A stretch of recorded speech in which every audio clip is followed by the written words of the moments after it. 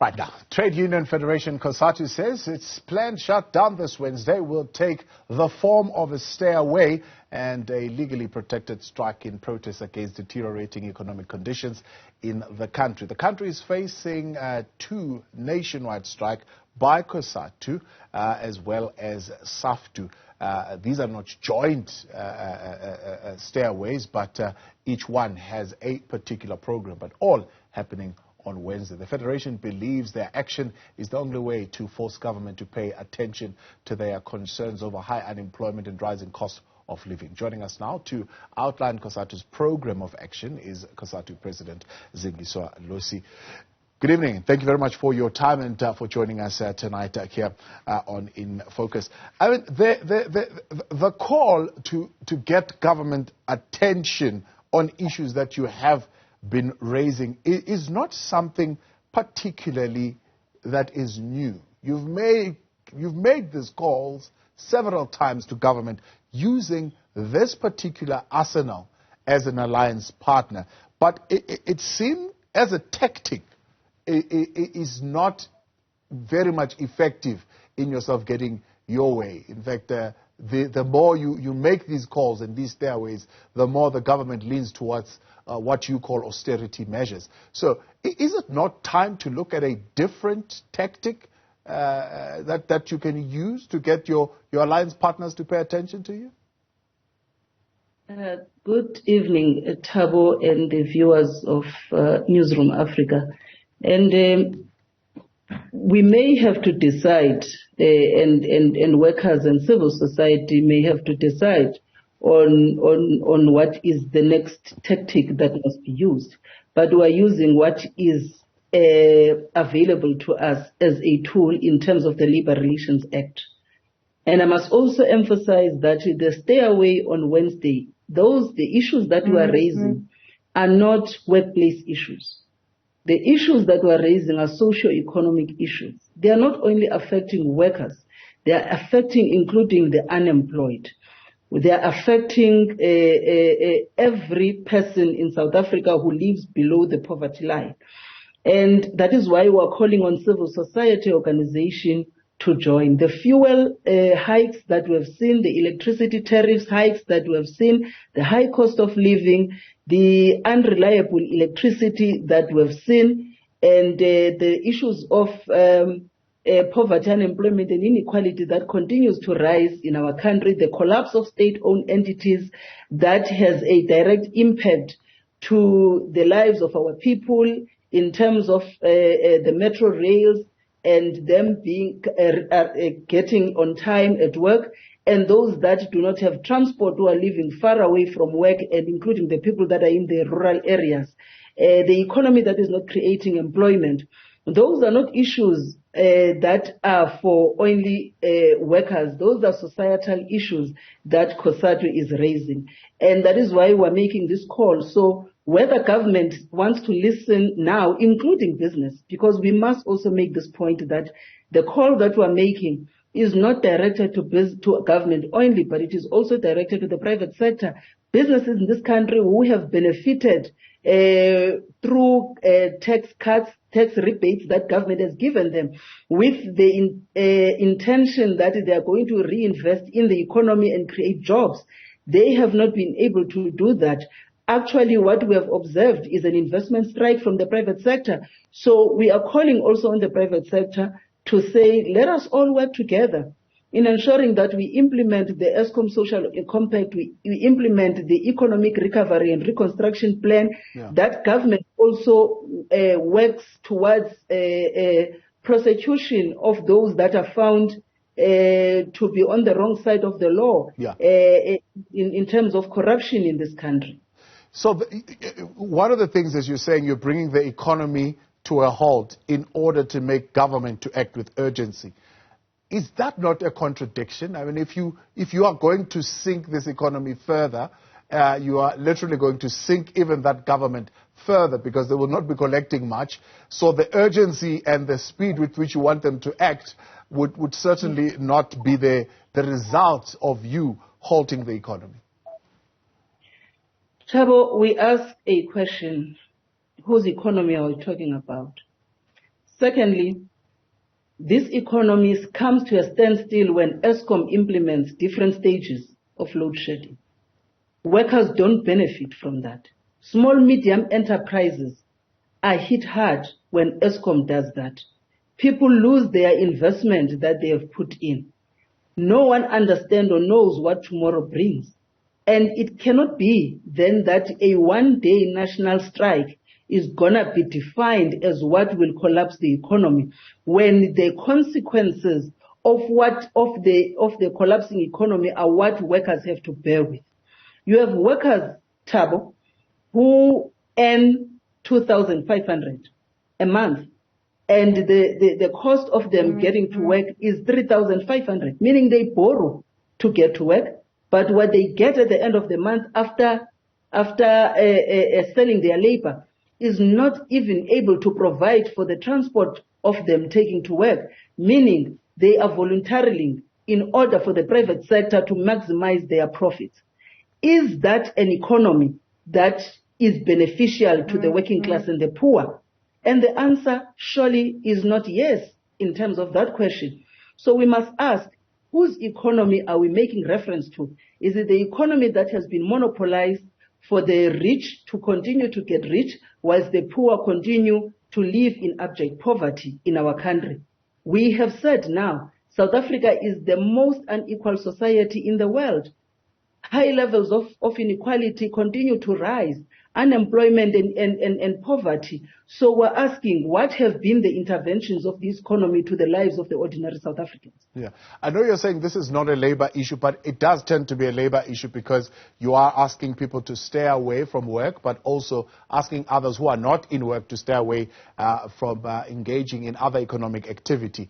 But those who are staying away from work are already living, as you put it, from hand to mouth, in some instances having to borrow money just to get to work. Do you think there is an appetite from them to stay away from work, considering that, of course, this will fall under the no work, no pay regime? Thabo, it is a call that we are making. And we understand the situation that workers are faced with. And we have, if you look in the past month, Cosatu has been mobilizing towards this day of the 24th. And we understand that there will be those that may choose to be at work. But we are also calling for civil society, because hence we are saying this is not a workplace issue. We are not negotiating here in the governing chambers where workers are employed. We are talking about civil society matters, the petrol price and all of that. But until we understand the actions that we must take to make sure that government and the private sector in our country hears our cries, then I believe that we would then see a reason for all of us to adhere to the call. But I must say that we appreciate and understand that not everyone will be able to down tools on the particular day, but we're calling for maximum participation. Yeah, there are some critically look at it at the influence of labor movements, particularly in other sectors where you are not so strong, where you're showing a little bit of weakness, and they're saying this particular call will not be as effective, considering that labor movements in the country generally are at their weakest right now. We have to consider, to an extent, a degree of unhappiness on the side of the workers themselves towards labor unions. Workers are at the weakest because of exactly the economy, because of the retrenchments that have taken place. Hence, we're making the call that we're making. And you know, you are not going to judge our action on whether it is successful on the 25th of August, because we will continue to engage, and we know that we are not going to get these things to see the results now. It took us over a decade to get the national minimum wage in South Africa, but Cosatu was persistent in making that call. Today, We have the national minimum wage, where over 900,000 domestic workers have moved from 15 rands an hour to 23 rand 19 cents. We have farm workers over 800,000 that have moved from 6 rands an hour to 23 rand 19 cents. It has been a persistent call that we continue to make, and actions that has enabled us to see the realization of the national minimum wage and many other benefits that workers have managed to attain. But it did not happen overnight. But also we appreciate that by doing nothing, the situation remains the same. It is better when you take on and take the action. This is how we understand that we have managed to attain our democracy in South Africa, and we are saying the economic freedom is what we have not attained.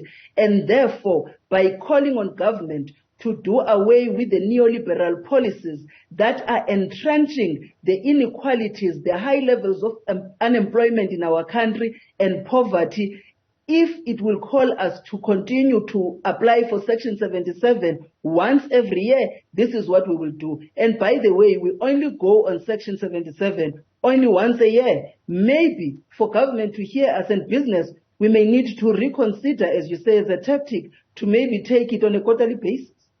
To what degree is this call for a stay away related to broader political discourse in the country? Because, I mean, one would say, not so long ago, you had the president of the African National Congress, who's your alliance partner, right there in your Congress, singing with him. You let him have a platform. There are other places that are formalized, that have been arranged, where you meet and you raise these issues. So others look at this and say, this is less than a genuine call by Cosatu, because they've got all these forums where they can raise these issues. We raise those issues at a political forum, of course, correctly so. We're in alliance with the African National Congress, correctly so. But we are an independent organization, Thabo, from the African National Congress. We derive our mandate from our own constituents. The same constituency that said, let us put Section 77. By being in alliance with the ANC does not necessarily make us handicapped to be able to take up the issues of workers. Public sector members now are on a wage negotiations. They did not get the 2018 Resolution 1 of 2018 on the last leg. Currently now there's a dispute. And the workers in the private sector are also in crisis. So by being in alliance with the ANC, we must also recognize that when we make that relation, we must also appreciate the achievements that Cosatu has been able to attain on behalf of workers in South Africa by it being in an alliance relationship with the ANC. And we must then be able to say, we appreciate the fact that we have the national minimum wage. We appreciate the fact that in South Africa, workers have been able to benefit through the intervention that Cosatu has made at the level of NEDLEC during the COVID crisis that the country has been faced with.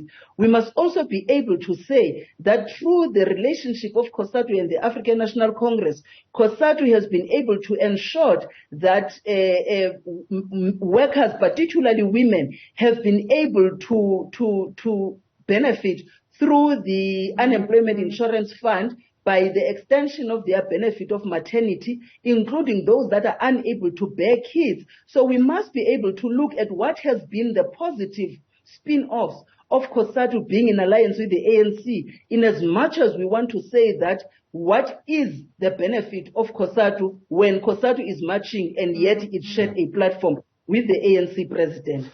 Until the Congress of Cosatu says there is no alliance relations with the ANC, then there will be no platform shared with the leadership of the ANC. But Cosatu is able to separate the relationship it has with the ANC and the mandate that Cosatu has of its members. As a result of that, we are the federation that is consistent to apply for Section 77, to call on the ANC government to hold it to account when it failing to implement the ANC policies that are aligned or that are in favor towards the working class and the poor. We are the ones that are keeping them in check. We are the ones that will continue. If we fail to convince one another behind the closed doors, we will then call on the action and make sure that they are held accountable in the public space.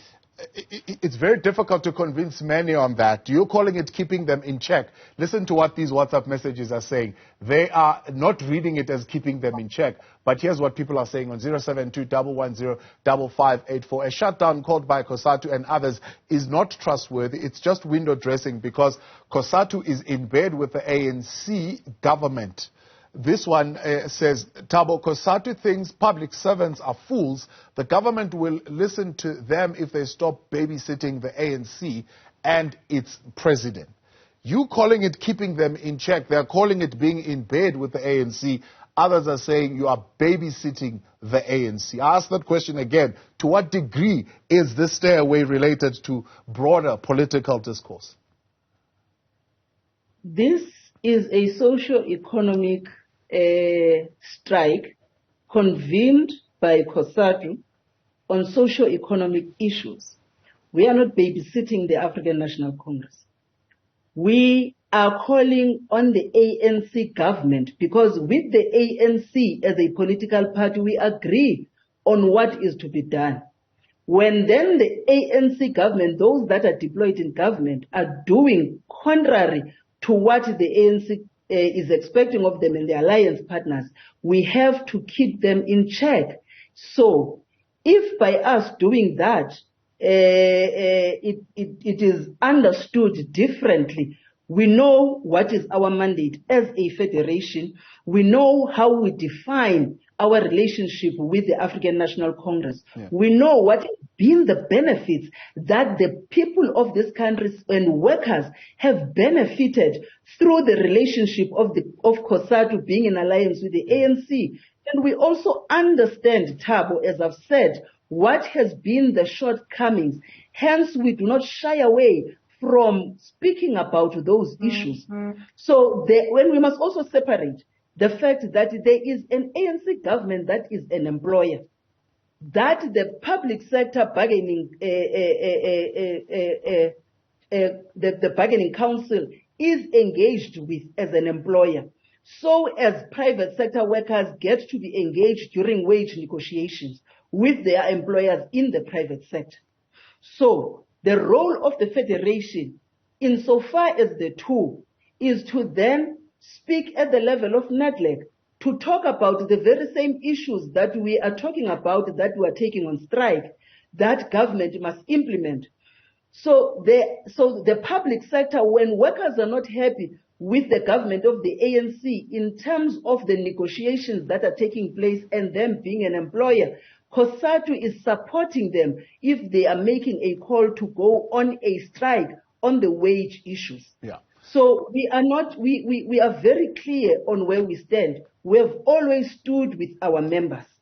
We are saying to the public sector workers, when you are not happy about the negotiations, we have even called in the last leg that declare a dispute, go on a strike and see how government is going to respond to you as an employer. And we are ready to support that action like we support actions of the private sector workers when they engage on a national strike in terms of their own sectors. I believe, and you'll hear me here, there's a dispute at NEDLAC. Have you lost faith in that process? That is a part of the social compact arrangement that needs to be, I suppose, the roadmap towards recovery. Are you coming out of that space right now by this action that you are now taking? Thabo, we are at NEDLAC. We are negotiating on issues. There are issues where we're deadlocking, and some of these issues are coming as far as 2017. So we are raising these issues because these ones that we're raising are issues that are frustrating us at the level of NEDLAC. Hence, the stay away is not directed only to government. The stay away is directed also to the business constituency that is at NEDLAC. So when you do not, and the Labor Relations Act is very clear, it allows us this. This is the right that workers have in this country, that if what you have been negotiating behind the closed doors at the negotiation table does not yield results, what else can workers do is to go on the strike and pull out their labor. And this is what workers are doing in South Africa. They are exercising their labor relations rights that are enshrined in the Labor Relations Act. Nothing untoward to it. So we are calling on civil society, we are calling on the workers, both in the public and in the private sector, we are calling on unemployed, we are calling on everyone that when you look at these issues that we are raising and you find resonance with them, that you are calling on everyone to be with us in different parts of South Africa as we engage on this national stayaway. You know, Thabo, can I also say this? When others take on the street in South Africa, I remember there was a march that particularly the white community embarked on when they wanted former President Zuma to leave the State House. Yes. And no one asked them whether this you think is going to yield the results and what is it going to do to the economy of South Africa. But when they participated, they impacted this economy. But it was okay because it was probably white constituency calling on a black president to step aside. For whatever reason that they claimed they had a right to do, they were exercising their right. But when Cosatu and other labor federations are calling the same, people are asking us, what about the economy? But when others are calling on or are embarking on such disrupting this economy in many ways that they think, going on on their vehicles, blocking the highways, no one is asking the question, how is this going to impact to the economy?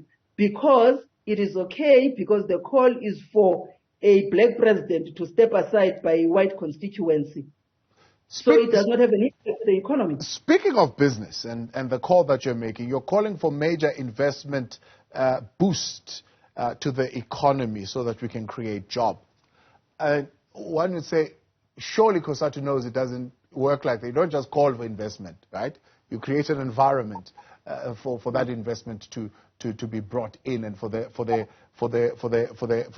investment to be secure. Now, if you're making such a call, yet your actions are towards, as you put it, I mean, if they can do it, we might as well also destabilize the economy, and let's all go further in destabilizing this economy. Investors will look at that and say, so why would major investment be directed towards this particular country that just finds no breaks towards destabilizing the economy? They just can do it. If that one can do it, we can also do it. No, Thabo. Investors, when they come to South Africa, they must also understand that we have a constitution, we have the laws in this country. And therefore, it can't be that South Africans must then outdo their laws, their constitution, the rights that they have, because it is that or nothing for foreign direct investment to come into South Africa. Because if we do, then it will mean that we don't have a country. It will mean that South Africans will always rely on what the big economies decide on us, come here and pay us slave wages, and continue with disinvesting in South Africa as and when they wish, and take the money outside. So whoever that wants to come to South Africa must also first acknowledge the country that they are coming in is a country that has laws. When we go on a strike, we apply. We don't just wake up and decide to go on a strike. We follow the rules. We are where we are because we have applied. We have followed every rule that would grant us that right to strike. But also, Thabo, if you go to other big economies, like China, for an example, they were very clear that if you come to China and you want to invest, these are the rules of engagement. South Africa is very shy to set those rules of engagement. And until South Africa, because COVID has shown us that until you are able to build your economy within and not rely on the outsiders, then you will be able to build your strength. This government, the president held just about 2 weeks ago, if not 3 weeks ago, an inaugural Black Industrialist conference. We have seen Black industrialists who are investing in this economy. Can government pay attention and support these Black industrialists? Because the potential of them creating employment in this country is huge, without us necessarily relying on foreign direct investment, who are going to come to South Africa and dictate terms for us, even on how we move and including the right of movement in South Africa. We are a sovereign state.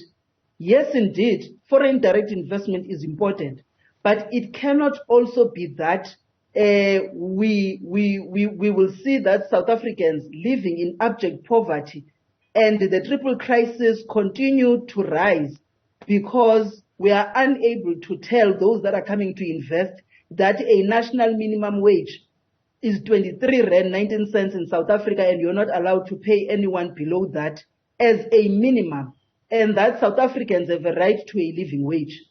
That public service have a right to a decent wage in themselves, without a foreign direct investment or investors telling us that we must put austerity.